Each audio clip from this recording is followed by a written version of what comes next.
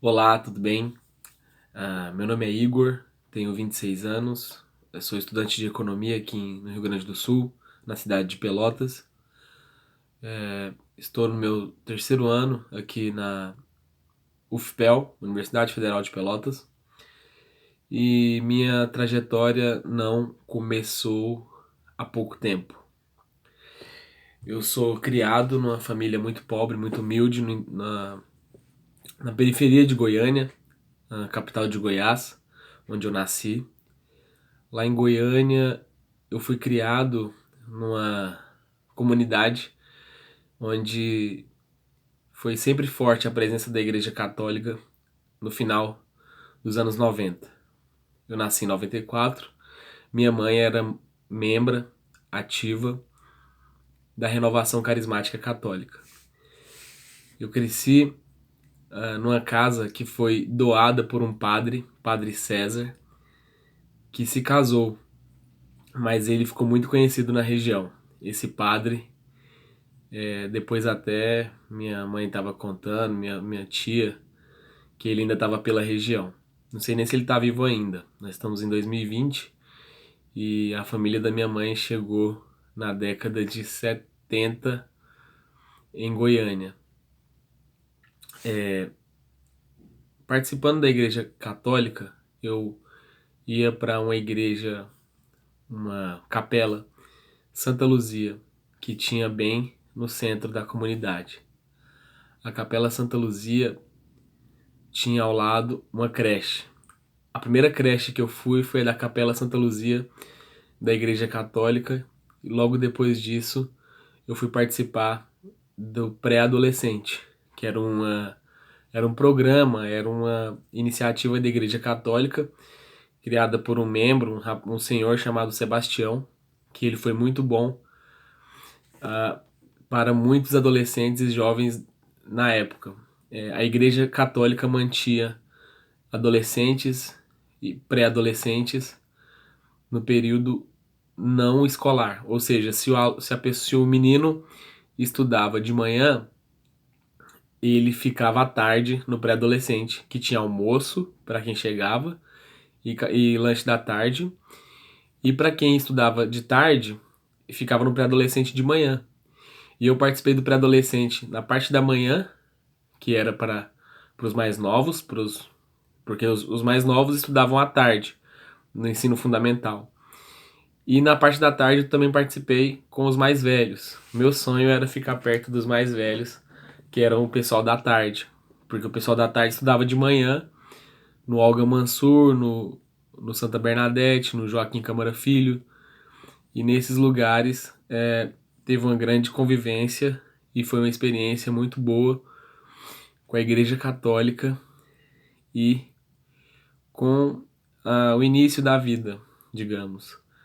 A Igreja Católica, principalmente a comunidade Santa Luzia, ali na Vila Nova, Nova Vila. Eu nasci na maternidade Nossa Senhora de Lourdes, né? Que é a padroeira, digamos, a santa principal da, da região, da Vila Nova, da Nova Vila, aliás, da Nova Vila, próxima à Pecuária de Goiânia. A Nova Vila tem a maternidade, tinha um lugar onde é o pré-adolescente, que desativou, e tinha um colégio, Olga Mansur, que tudo era o terreno da igreja. Inclusive foi feito atrás da igreja uma creche, Padre Vitalis, que é onde era terreno, onde é terreno, não sei, da igreja. Então a igreja ela sempre foi proprietária e uma instituição que dominou, que determinou muitas coisas aonde eu nasci, né? Ou seja, a quadra que eu nasci tinha a maternidade que eu nasci, maternidade Nossa Senhora de Lourdes, a igreja onde eu fui batizado, né? A, o, o, o edifício, o espaço onde eu fui cuidado, chamado pré-adolescente, né? Onde eu fui ensinado sobre as coisas católicas, onde eu tinha atividades de lazer, culturais, a passar o tempo, né? E principalmente refeições. Era como se fosse uma creche para adolescentes e pré-adolescentes. E eu também tive o Olga Mansur, tudo na mesma quadra. Tudo na mesma quadra. Do outro lado da rua, do Olga Mansur, tinha o colégio Santa Bernadette. Foi um dos primeiros colégios de Goiânia para freira. Era um colégio só de mulher. Eu sei dessa história, né? O colégio Santa Bernadette fazia divisória com o Joaquim Câmara Filho, que é o colégio que eu estudei pela primeira vez, que era mais próximo da minha casa. Na verdade, eu estudei no Colégio Donata Monteiro da Mota, que ficava no Crimeia Leste, mas era bem nas séries iniciais, pré, jardim.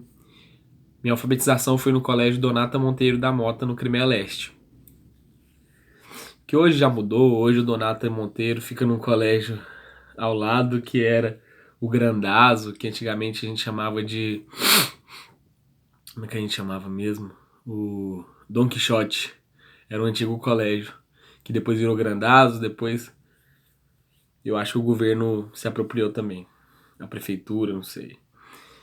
Mas o colégio estadual Joaquim Câmara Filho era um colégio estadual, né? Que fazia divisória com o Santa Bernadette. O Câmara Filho era azul, o Santa Bernadette era rosa. O Câmara Filho era um colégio mais novo, né? Digamos, ele tinha o nome do jornalista famoso, de um dos fundadores, né, das emissoras principais de Goiânia, da TV Anguera, do Jornal Popular, né? Então, o Jaime Câmara, organizações Jaime Câmara, Joaquim Câmara Filho, esse pessoal aí foi muito importante no desenvolvimento da imprensa em Goiânia, né? E o meu colégio, que eu estudei, o ensino fundamental, ele foi importante, teve esse nome, carregou esse nome durante muito tempo.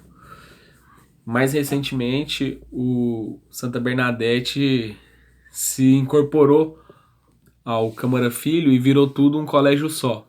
Agora, o Câmara Filho não existe mais. Provavelmente o Câmara Filho se tornou um colégio em outro lugar, para não perder o nome. E agora o Câmara Filho que eu estudava virou Santa Bernadette. E é tudo gerido pela Secretaria de Educação. Durante minha vida inteira foi prometido construção no Câmara Filho de uma quadra para a gente praticar esporte, ter aula de educação física. Nós nunca tivemos uma quadra de esportes. O único colégio que tinha quadra era o Olga Mansur, que era um colégio que tinha já o ensino médio. O Santa Bernadette e o Câmara Filho tinham o ensino fundamental e ginásio, que era ginásio, né? Que era do primeiro à quinta série, fundamental, e da quinta à oitava série era o ginásio, digamos, até entrar no ensino médio de fato. O ensino médio, todos iam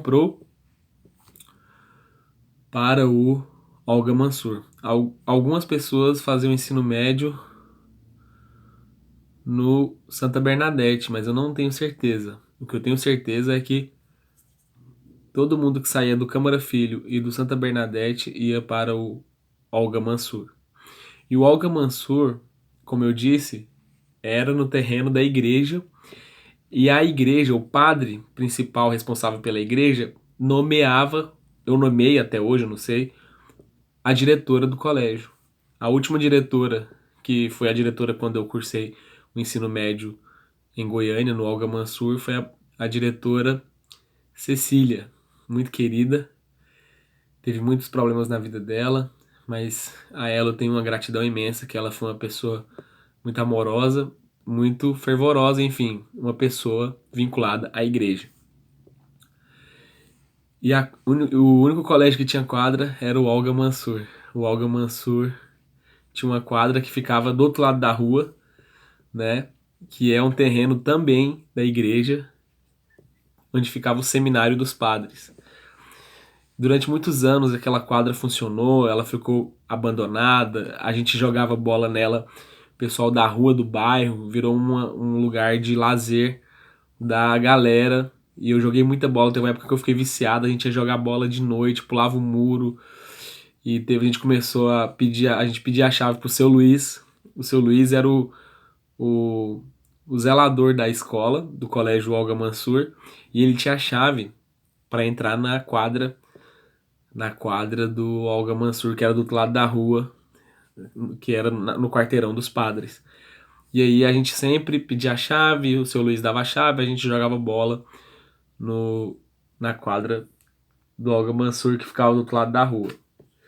Até que, no meio do meu ensino médio, os padres decidiram incorporar a quadra. O terreno da quadra ficava de esquina e eles decidiram apropriar para os seminaristas do terreno da quadra.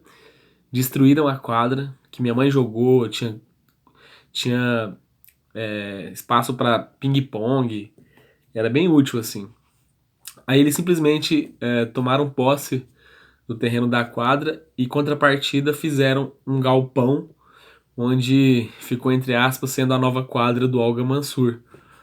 Essa nova quadra não tinha nem como ser uma nova quadra, era um galpão com um piso lisinho, onde poderia ser feito atividade de golzinho e várias outras.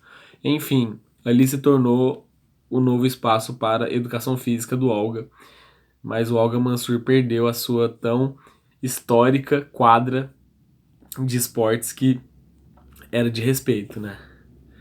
Enfim, a Igreja Católica sempre foi forte, atuante.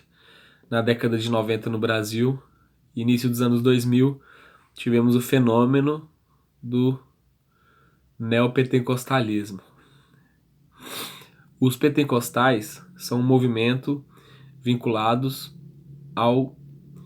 às igrejas norte-americanas, aos avivalistas, aos avivamentos da Rua Azusa e de tantos outros, mas principalmente os missionários que vieram dos Estados Unidos para o Brasil.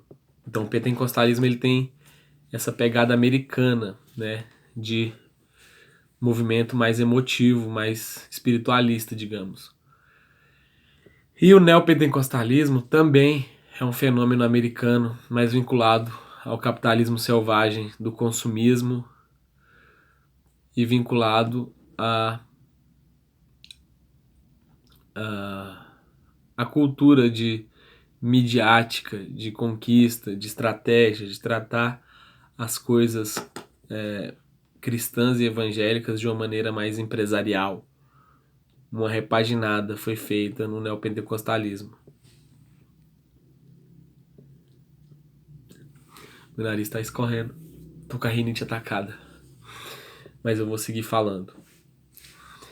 E nesse contexto que eu cresci, a Igreja Católica sempre foi muito forte em Goiânia, tanto que minha mãe, ela era uma expressão dessa força da Igreja Católica, mas foi muito perceptível a transição de Goiânia ser uma cidade muito católica para ser uma cidade muito evangélica. E aí muitas pessoas que frequentavam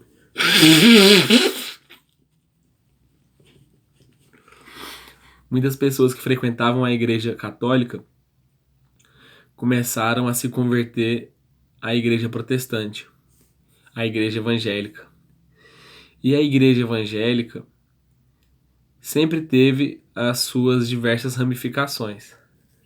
A presbiteriana teve um trabalho muito bom e importante, fazendo retiros, fazendo eventos para os jovens. A Igreja Batista também teve sua atuação sempre constante. A Igreja Deus é Amor, como pentecostal, sempre foi aquela igreja das pessoas mais velhas, pessoal mais tradicional. E a presença da Igreja Universal e das igrejas novas foi um fenômeno muito bom de ser observado no Brasil. O fenômeno de ser observado no Brasil pode ser muito é como se fosse uma lupa, um zoom no que aconteceu em Goiânia. Goiânia era é uma cidade muito religiosa, muito católica, que se tornou muito evangélica. E hoje, o próprio pessoal do ramo evangélico fala que Goiânia é a cidade das grandes igrejas. Foi ali a sede, o crescimento, o nascimento, através de grupos de jovens da época, das igrejas como Sara Nossa Terra, com um dos líderes chamado Robson Rodovalho, que depois foi para Brasília. Fonte da Vida, a Fonte da Vida, com o apóstolo César Augusto. A igreja Luz para os Povos, que também deu origem a outras igrejas, com o apóstolo Sinomar Fernandes. Esse apóstolo Sinomar Fernandes, eles também eram de uma outra igreja chamada Cristã Evangélica, ou seja, são várias comunidades que explodiram o crescimento em Goiânia, com movimentos de conquista, de Brasil para Cristo, Goiás para Cristo, Goiânia para Cristo, uma palavra de conquista, uma palavra de crescimento, uma palavra própria do cristianismo, que é vá e pregue, né? Ide fazer discípulos. Esse é o mandamento básico do cristianismo de Jesus Cristo. E em Goiânia teve esse crescimento, em Goiânia teve essa coisa, esse fortalecimento. E aí surgiu também a Igreja Videira, do mais recente, né, no final do século, digamos, de 97 para 98, 99, no Jardim América. Pastor Aloísio Silva, pastor Marcelo Almeida, pastores que começaram a igreja em células. Esse movimento em células foi impulsionado muito pela Igreja Videira. E a Igreja Videira teve um crescimento, dentre todas, mais exponencial. De uma igreja só que explodiu no modelo de células. E outras igrejas também seguiram esse caminho, esse modelo, né, de células. E esses pastores eram todos amigos, todos participavam do mesmo grupo. E a ideia sempre foi de conquista, né? E nesse primeiro momento, a igreja evangélica em Goiânia, ela se aproximou bastante das periferias, ela se espalhou em vários lugares de Goiânia com um modelo agressivo agressivo até no bom sentido, né? Porque funcionava de convidar pessoas para o encontro, e lá no encontro a pessoa tem uma experiência profunda e a partir do encontro ela ser trabalhada para se tornar um discípulo. Só que no contexto que vivemos hoje, 2020, eu, depois de ter passado por tudo isso, eu me envolvi com tudo isso. Era da igreja católica, me converti na igreja evangélica, vivi os diversos momentos com a igreja evangélica. A Igreja Videira na minha vida, ela teve um papel muito forte, porque eu me envolvi muito nos momentos mais sérios da minha vida. No ano de 2009, eu perdi perdi meus pais. E a minha mãe, no final do ano de 2008, pagou do dinheiro dela de auxílio-doença para mim ir pro encontro com Deus. E depois desse encontro eu me envolvi muito.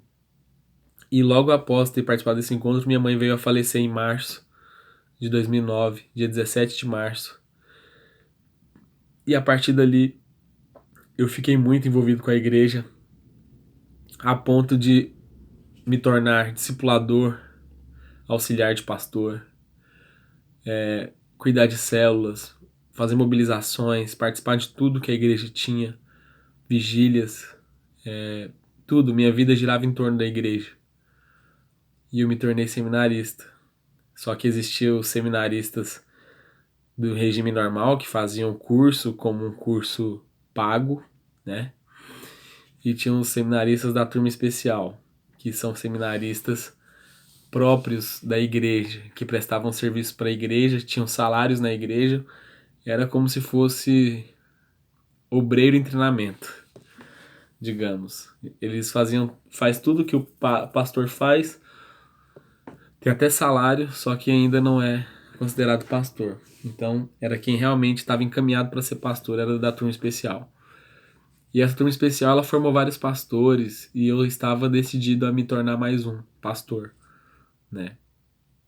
Só que, graças a Deus, as coisas vão sendo encaminhadas de modo que a gente vai percebendo, né?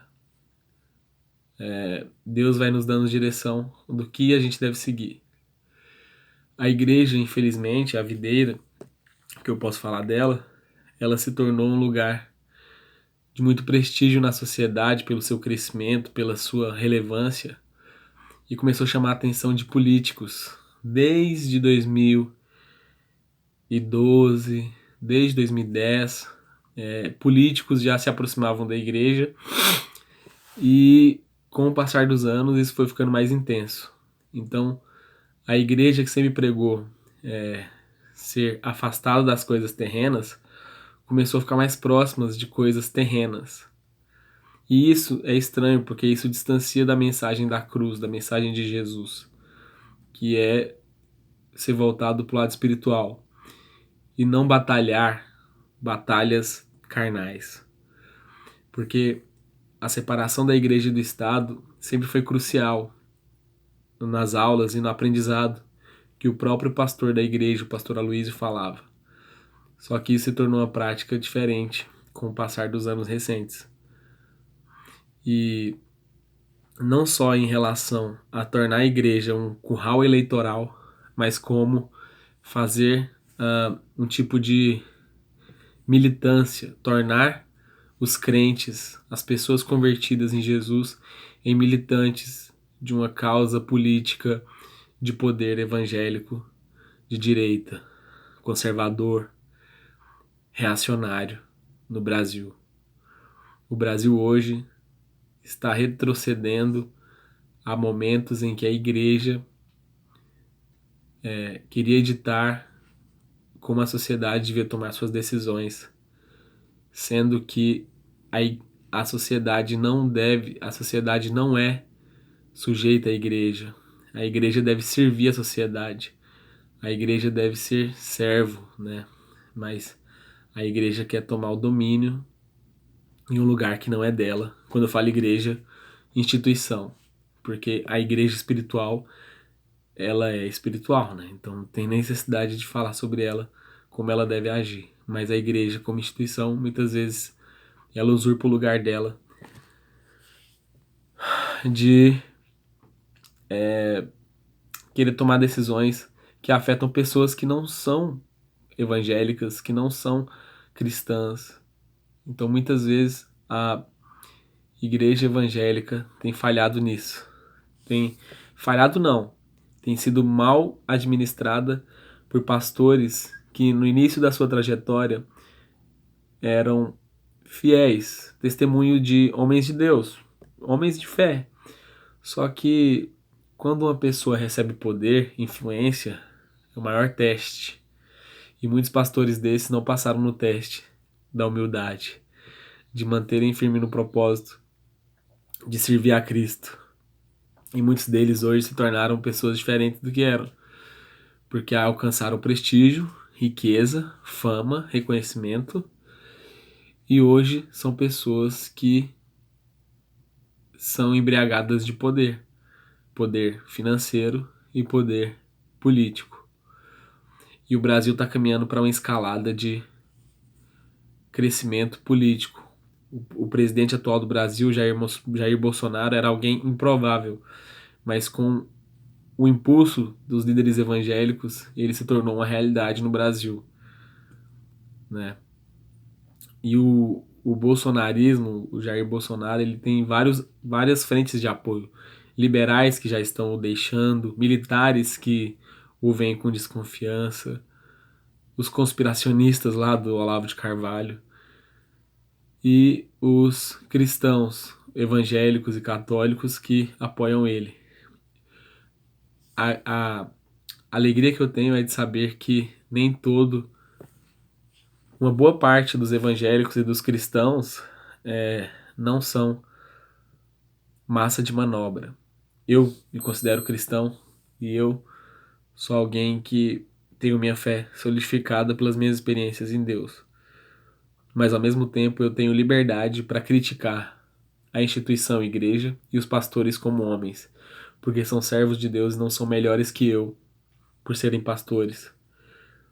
Porque essa que é a realidade de Deus, de Cristo, que somos todos pecadores e que todos precisamos de Deus.